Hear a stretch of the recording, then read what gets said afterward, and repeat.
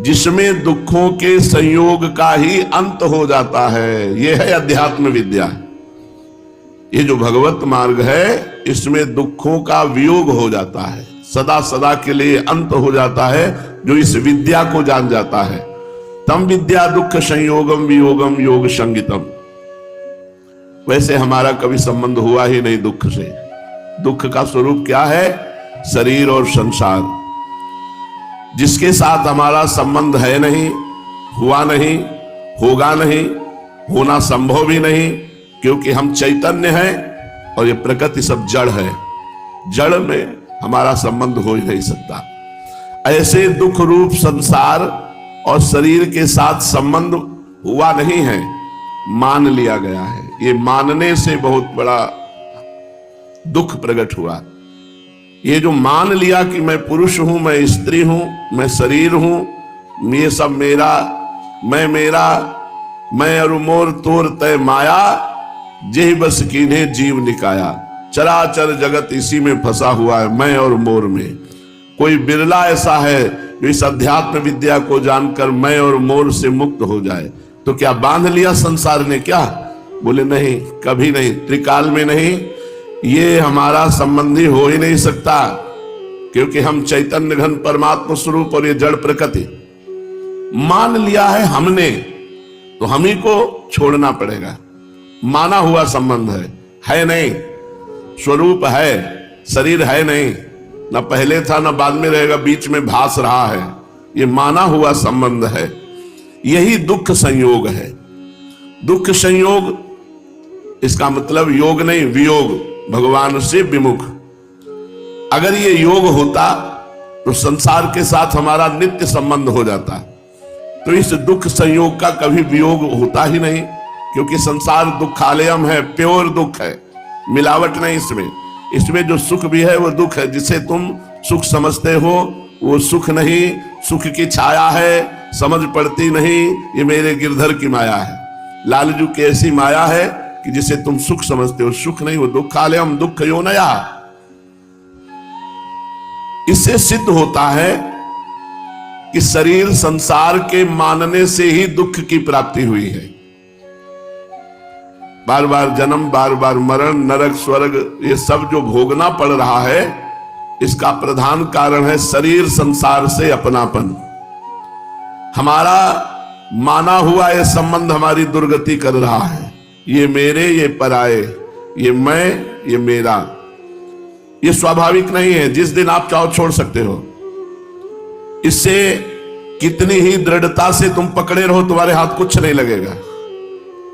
देखो, तुम जान पाए बाल्यावस्था से कब जवानी आई, कब बुढ़ापा आया, कब शरीर छूट जाएगा, इसका कोई पता नहीं। तुम दृढ़ता से पकड़ लो भी, मकर ध्वज पाओ, खूब चांदी सोने के भस्म पाओ, चाहे जितनी दृढ़ता से पकड़ लो, शरीर नष्ट हो रहा है प्रतिपल, और ये नाश को प्राप्त हो ही जाएगा, क्योंकि इसका परिणाम नाश ही है। और तुम अविनाशी हो। अविनाशी होकर नाशवान को पकड़ लिया, इसीलिए तुम्हारी नाशवान गति हो रही है। बार बार जन्म, बार बार मरण।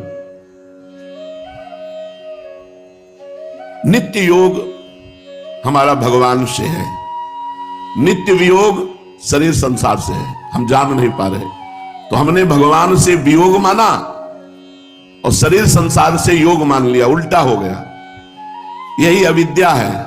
अब अध्यात्म विद्या के द्वारा यह बात जाना जाए कि नित्य योग तो हमारा भगवान से था, है, रहेगा, और शरीर संसार से वियोग था, वियोग है, वियोग रहेगा।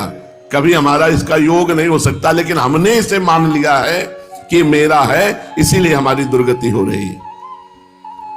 यह दुख रूप संसार के सर्वथा वियोग को योग कहा गया है। जो शरीर संसार से सर्वथा अपने आप को हटाकर भगवान के चिंतन में लगाए हैं, न शरीर की सुधि है न संसार की सुधि है, उसी को योग कहा है। तेसाम सतत युक्ता नाम भजताम प्रीति पूर्वकम ददामि बुद्धि योगम तम ये न माम उपयांति थे। बुद्धि का परमात्मा से युक्त हो जाना तभी होता है जब प्रीति पूर्वक सतत भजन किया जाए। खास बात है शरीर संसार से संबंध छोड़ना और भगवान से जो संबंध है उसे मानना। यहां उल्टा हो गया, भगवान तो पराये लगते हैं, शरीर संसार अपना लगता है, इसीलिए हमारा पतन हो गया। दुख रूप संसार से जब वियोग का असर पड़ता है तब स्वरूप जागृत हो जाता है। ये बात आप वेदांत पढ़ो चाहे ना पढ़ो, खूब नाम जप करो और इतना मान लो कि मैं शरीर नहीं हूं, ये संसार मेरा नहीं है। तो जहां शरीर संसार से वियोग का भाव आया, आपने अपना संबंध हटाया, उसी समय आपका जो स्वरूप ज्ञान वो जागृत हो जाएगा। आपके स्वरूप ज्ञान को कौन ढके हुए है? शरीर मैं, संसार मेरा। तब हम तो गृहस्थ हैं, हम तो अमुक हैं, हम तो अमुक हैं। अपने ब्रह्म स्वरूप को, अपने परमात्मा स्वरूप को, अपने अविनाशी स्वरूप को भूलकर इस विनाशी शरीर संसार से जो संबंध हमने जोड़ा है, ये हम ही को छोड़ना पड़ेगा। उपदेश गुरु दे देंगे, शास्त्र समझा रहे हैं, संत समझा रहे हैं, लेकिन छोड़ना आपको पड़ेगा। छोड़ना बड़ा कठिन। स्वरूप के साथ हमारा नित्य योग है। दुख रूप संसार संयोग तो आरंभ और अंत वाला है। संयोग काल में भी संसार का संयोग नहीं है। कहां हमारी पकड़ में आ रहा है संसार? किसी के 30 वर्ष बीत गए, किसी के 50 वर्ष बीत गए, हाथ क्या लगा? बोले मकान, बैंक बैलेंस, गाड़ी घोड़ा, रुपया नहीं। अंतिम जाने की तैयारी में क्या है तुम्हारे हाथ में? कुछ नहीं। संसार का कुछ किसी के हाथ नहीं लगता, अंत कुछ हाथ नहीं लगता। बस यही बात समझ करके जो जीते जी इससे अपना संबंध छोड़ करके अपने कर्तव्य का पालन करें। ऐसा नहीं कि बाबा जी बनकर कहीं एकांत भाग जाए, नहीं। घर परिवार में रहते हुए अपने कर्तव्य का पालन करते हुए, मेरा कोई नहीं है, मैं श्री भगवान का, भगवान मेरे, निरंतर भजन, भगवत प्राप्ति हो जाएगी। तो श्री भगवान कह रहे हैं, सा निश्चयेन योगतव्यो योगो निर्विण्ण चेतसा। जिसमें दुखों के संयोग का अभाव है उसे योग कहते हैं। वो हमारा स्वरूप है, वो हमारे श्री भगवान है। उपासक को उकताना नहीं है, धैर्य पूर्वक विचार करना है। योग का अनुभव करने के लिए सबसे पहले साधक को अपनी बुद्धि को एक निश्चय वाली बनाना है कि मेरे को तो भगवान की प्राप्ति करनी है। अब आपको बीच में मैथुन सुख मिल जाता है, आपको उस समय कहना मेरे को भगवान की प्राप्ति करनी है। आपको शरीर आराम भोग और व्यवस्थाएं मिल जाती हैं, आपके अंदर लक्ष्य निश्चित रहना चाहिए बुद्धि का, मेरे को श्री भगवान की प्राप्ति करनी है। किसी भी स्थिति में, किसी भी मनोरंजन में, किसी भी भोग में, किसी भी पद में, किसी रुपया पैसा मान प्रतिष्ठा में राजी नहीं हो जाना। राजी हो गए तो भगवत प्राप्ति गई। योग का अनुभव करने के लिए सबसे पहले साधक को अपनी बुद्धि का एक निश्चय करना होगा कि मुझे इसी जन्म में भगवत प्राप्ति करनी है। इसका अर्थ है कि मर्त्यलोक, स्वर्गलोक, ब्रह्मलोक तक के भोगों को स्वीकार नहीं करना, क्योंकि मुझे भगवत प्राप्ति करनी है। सोचो कितनी कठिन बात है।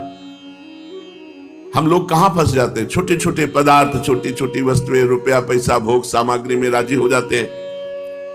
ऐसा एक निश्चय करने वाला साधक, देखो ध्यान दो, जिसने ये निश्चय कर लिया मुझे भगवत प्राप्ति करनी है, ये कौन निश्चय कर सकता है? जो साधु समागम, शास्त्र स्वाध्याय, नाम जप और परम पवित्र आचरण करता है, वो निश्चय कर सकता है। ऐसे नहीं कि सुन सुना के निश्चय तुम कर लियो।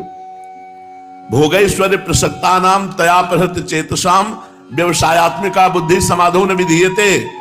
जो भोग में लगे हुए हैं, जिनका चित्त ऐश्वर्य ने अपहरित कर लिया, वो संकल्प ही नहीं कर सकते कि मुझे इस जन्म में भगवत प्राप्ति करना है। समाधो न विधीयते, वो भगवत प्राप्ति का संकल्प ही नहीं कर सकते, निश्चय ही नहीं कर सकते। उनकी बुद्धि, किनकी बुद्धि निश्चय करती? जो सत्संग सुन रहे हैं, नाम जप कर रहे हैं, पवित्र आहार विहार है, और सत्संग में सुना कि मनुष्य जीवन का परम लाभ भगवान की प्राप्ति है।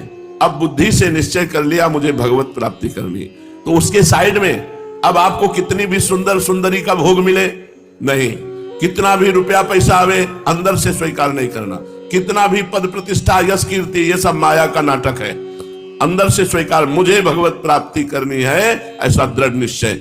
इस निश्चय में ध्यान दीजिए, संसार का कितना भी बड़ा प्रलोभन आ जाए, ध्रुव जी जे भी भगवत प्राप्ति के लिए निकले ते भी नारद जी आ गए, बेटा कहाँ जा रहे हो? बोले मधुबन, मथुरापुरी। मथुरापुरी में जाकर वहां तपस्या करके भजन करके भगवान को प्राप्त करूंगा। अरे नहीं, तुम्हें सिंहासन पर नहीं बैठने दिया, चलो मैं अभी राज्याभिषेक करवाता हूं।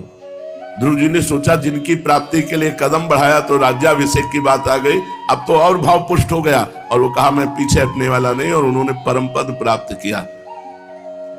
पूज्य भाई जी हनुमान प्रसाद पोद्दार जी जब निश्चय किए कि एकांतिक होकर के अपने अंतर भजन करना है, तो एक अरबों खरबों वाले फैक्ट्री के मालिक आए और उन्होंने कहा कि अब जानते हैं हमारा कोई अधिकारी नहीं, हम आपके हाथ में सब कुछ समर्पित करते हैं, और सब गाड़ी बंगला घोड़ा रुपया पैसा जो भी सब वैभव आप देखो। भाई जी ने कहा नहीं बाबूजी, अब तो हमने अपने जीवन का निश्चय श्री राधा कृष्ण की प्राप्ति, अब ये सब नहीं। तो जब साधक कोई भगवान की प्राप्ति के लिए सच्चाई से कमर कस लेता है तो बड़े बड़े प्रलोभन उसके जीवन में आते हैं, बड़े बड़े प्रलोभन आते हैं। ऐसे ऐसे आश्रम के आप देख करके मस्त हो जाओ, ऐसे सुंदर वाटिकाएं, सुंदर भवन, सुंदर सब, और उनके जब कहा कि महंत बनाना है आपको, बड़े अधिकारी की खोज थी, आप मिल गए तो रात्रि में भाग गए वहां से। ऐसा नहीं, जब तक भगवत प्राप्ति नहीं हो जाती तब तक दुनिया का कोई भी वैभव भोग सामग्री कभी किसी की रसोई में बैठकर जीवन में पाया हो वृंदावन के सिवा, कभी जीवन में नहीं। कि रसोई से बन रहा हो हम पा रहे, कभी जीवन में नहीं। कभी किसी के घर सोए हो, कभी जीवन में नहीं।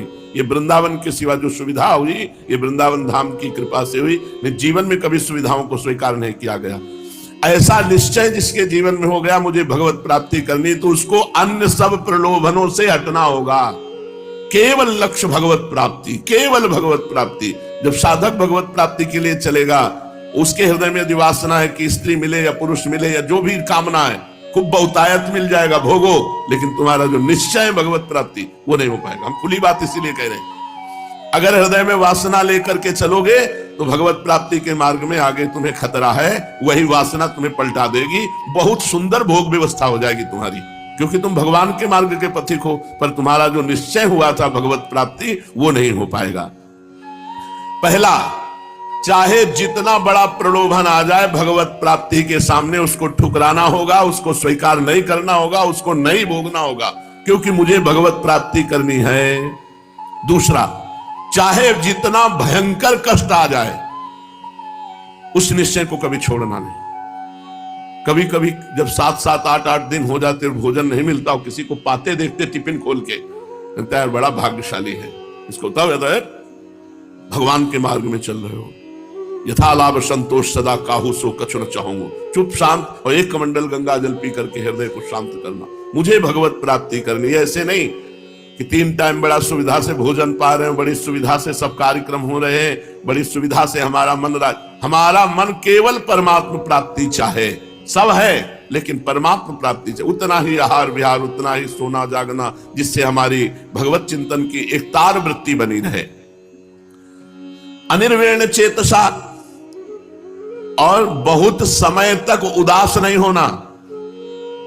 भगवत प्राप्ति का निश्चय कर लिया और 25 वर्ष हो गए साधना करते और भगवान का साक्षात्कार नहीं हुआ, बहुत समय हो गया, बहुत प्रयत्न किया, बहुत कष्ट सहे, पर परमात्मा दर्शन नहीं हुआ, तो हमको चिंता नहीं करनी। भगवान कह रहे अनिर्वेण चेतसा, चित्त में अरे अब तो इतना समय हो गया, इतना साधन किया, इतने, यहां तो वर्षों की बात करें, यहां तो दिनों में लोग कहते हैं कि 2-3 महीने से भजन करने भगवान नहीं मिले, कोई लाभ नहीं दिखाई दिया, चेक नहीं आई, करोड़पति नहीं बने।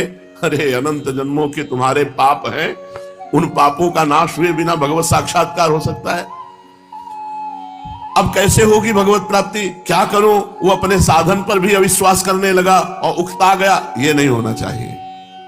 साधक का भाव ऐसा रहे, ध्यान से सुन लो, साधक का भाव ऐसा रहे, चाहे कितने ही वर्ष लग जाएं, चाहे कितने ही जन्म लग जाएं, चाहे कितना भयंकर से भयंकर दुख भोगूं, फिर भी मुझे भगवत प्राप्ति करनी। जैसे कल के चरित्र में सुना, मुकुंद जी से चैतन्य महाप्रभु ने कहा कि तुम्हें करोड़ जन्मों के बाद भगवत प्राप्ति होगी। वो नाचने लगे, होगी ना, बस यही बात, होगी ना, करोड़ जन्म उनको रहेगी, होगी भगवत प्राप्ति, और नाचने लगे। महाप्रभु उठे और इतना हृदय से लगा कि तत्काल उनको भगवान का दर्शन हो गया।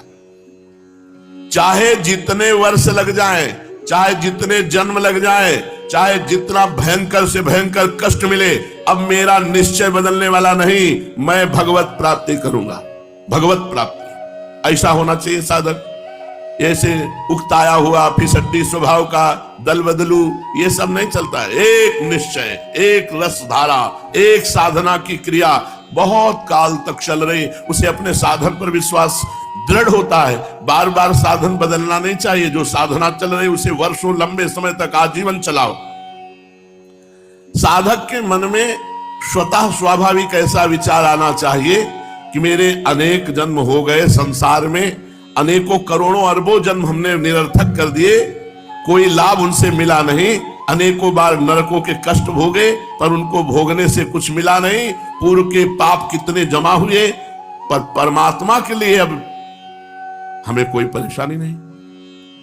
संसार के लिए करोड़ों जन्म दे दिए, नरक भोगे, पाप कमाए, न जाने क्या क्या। अब तो हम भजन कर रहे हैं, अब तो हम भगवान के मार्ग में, अब हमें क्या चिंता, चाहे आज मिले चाहे अगले जन्म में मिले, हम यही करते रहेंगे। भजन का कभी नाश नहीं होता। जितने भजन से आपका शरीर छूटेगा उतने ही भजन से फिर अगले जन्म में भजन शुरू हो जाएगा। अब यदि इस जन्म का सारा समय, आयु और प्रयत्न भगवत प्राप्ति में लग जाए तो अब हमारे लिए कितना सौभाग्य का विषय। संसार के लिए तो करोड़ों जन्म दे दिए।